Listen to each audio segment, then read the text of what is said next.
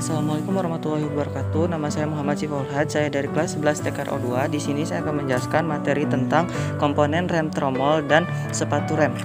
Secara umum, komponen-komponen rem tromol antara lain terdiri dari 1. Brake tromol atau tromol, 2. Brake shoe with friction links atau sepatu rem, yang ketiga wheel cylinder atau silinder roda, yang keempat adsource, yang kelima batching plate, yang keenam springs atau pegas sepatu rem, yang ketujuh retro springs pegas pengembali, yang kedelapan adjuster atau unit penyetel.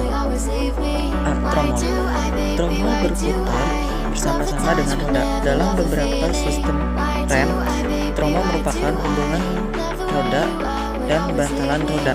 Tromol harus bulat sempurna dan konsentris dengan poros. Padahal rem akan bergetar jika tromol tidak bulat sempurna atau non-sentrik dengan spindle atau poros.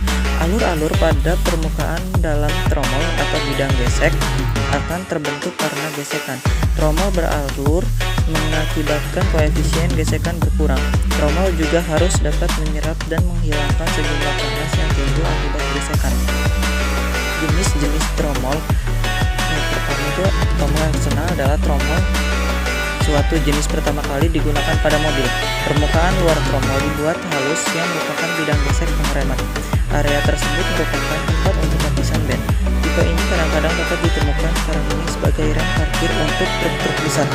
Semua tromol rem yang modern adalah tipe internal, yang permukaan tromol dalam mesin halus untuk mengembalikan permukaan pengereman. Bahan-bahan tromol. Bahan-bahan tromol yaitu tromol dari besi tuang. Hampir semua jenis logam dapat digunakan untuk membuat tromol, dan banyak logam telah dicoba di masa lalu. Tromol rem diproduksi dalam 30 tahun terakhir telah dibuat dan dari besi cor atau aluminium dengan bidang gesek dari besi cor. Tromol dari besi tuang dapat tahan lama karena besi cor tahap terhadap panas yang sangat baik. Besi cor mengandung grafit atau bentuk lembur unsur karbon yang menambahkan fleksibilitas dan ketahanan korosi yang dapat membantu menghambat scoring disebabkan oleh pasir. Tromol besi cor biasanya tebal dan berat untuk menyerap panas yang dihasilkan saat pengereman. Berat besi cor membuat tromol yang kaku sehingga mengurangi pemuaian bawah tekanan rem yang ekstrim. Tromol aluminium. Tromol aluminium berbentuk seperti tromol besi cor. Ini terjadi dari pelapis atau permukaan pengereman besi cor dipanaskan pada rumahan dari aluminium. Tromol dapat dibuat dari pengecoran aluminium di sekitar pelapis pengereman dari besi cor. Proses pengecoran menciptakan ikatan permanen antara besi cor dan aluminium. Aluminium panas dapat dibuang dengan cara linear atau bidang gesek dari rumahan aluminium. Desain ini memberikan masa pakai permukaan pengereman linear dari besi cor lebih lama karena pembuangan panas lebih cepat melalui rumahan. Pendinginan tromol. Untuk membuang panas ke udara sekitar, luas permukaan luar dari tromol dapat ditingkatkan dengan menggunakan strip atau rusuk pendingin. Rusuk ini meningkatkan kontak antara logam tromol dan udara di sekitarnya, sehingga panas yang akan dihilangkan dengan cepat. Ada dua macam pendingin tromol, yaitu rusuk aksial atau sirip adalah rusuk yang sejajar sekitar tromol dan rusuk yang sejajar dengan tromol. Tanda-tanda keausan tromol. Batas keausan biasanya terletak pada bagian depan tromol. Jika batas keausan melampaui, maka tromol akan terlalu tipis untuk menyerap panas dengan baik dan gaya pengereman akan berkurang. Selain itu, tromol tipis dapat melengkung, retak, atau bahkan hancur saat pengereman. Kebanyakan tromol rem ditandai dengan dimensi yang menunjukkan batas maksimum pembuatan. Batas ini disebut diameter maksimum atau diameter buang. Dimensi ini dituang atau tertera pada saat tromol dibentuk. Selanjutnya yaitu ada sepatu rem. Ketika pengemudi menekan pedal rem, tekanan hidrolik dari silinder roda menekan sepatu rem dan seterusnya menekan tombol rem sehingga menghasilkan gesekan yang mengubah energi kinetik menjadi panas. Sepatu rem berbentuk busur menyesuaikan dengan permukaan tromol rem. Kampas rem berbahan khusus terikat atau dilem atau terpaku pada sepatu rem. Selanjutnya bahan tambah kanvas rem. Bahan tambahan pada kanvas rem harus dapat melayani berbagai fungsi. Dengan perbedaan kurang dari 2%, dengan kata lain, konsentrasi bahan tambahan dapat mempengaruhi kinerja dari sistem rem, sehingga kontrol komposisi menjadi sangat penting. Komposisi aditivitas kanvas rem dapat dikelompokkan berdasarkan fungsi sebagai berikut. 1. Abrasives. Abrasives membantu menjaga kebersihan permukaan gesekan dan mengendalikan permukaan lapisan gesekan. Mereka juga meningkatkan gesekan, terutama ketika memulai pengereman. Selanjutnya itu ada material aluminium oxide dengan keterangan bentuk terhidrasi tambahan sebagai agen polishing, ketahanan aus tetapi tidak menghasilkan fading, serta besi oksida silika hidrous bentuk zirconium silikat kurasa menyatu sampai keras dan merupakan bentuk yang paling kasar.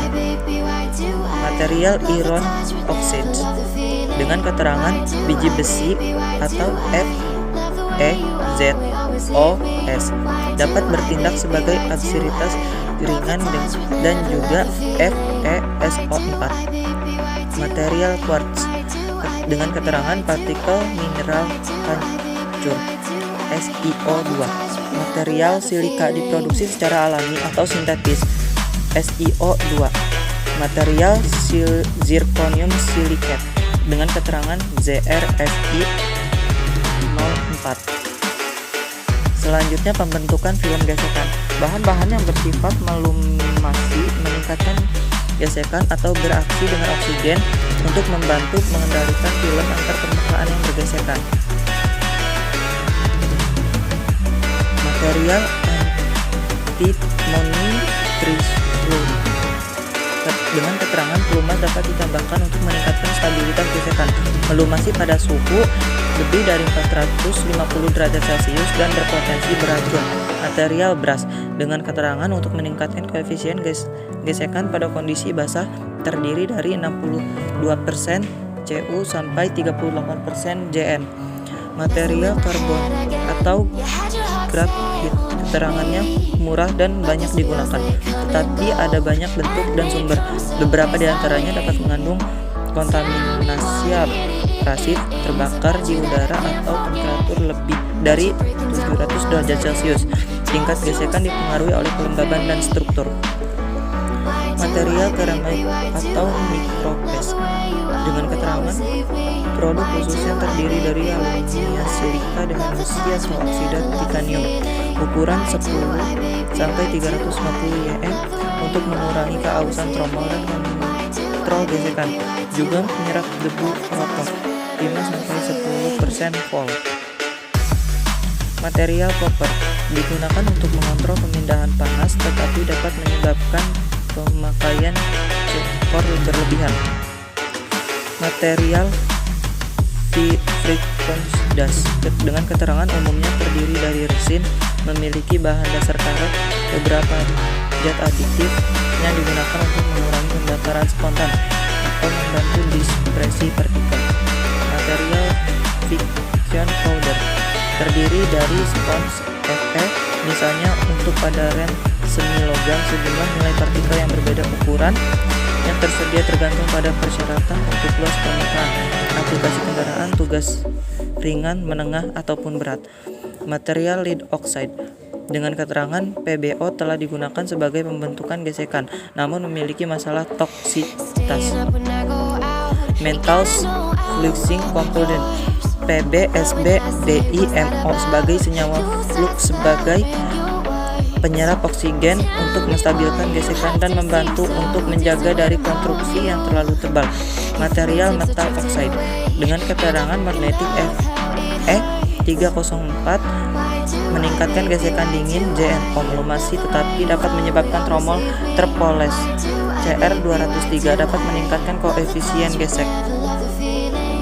Sekian materi dari saya, kurang lebihnya mohon maaf. Wassalamualaikum warahmatullahi wabarakatuh.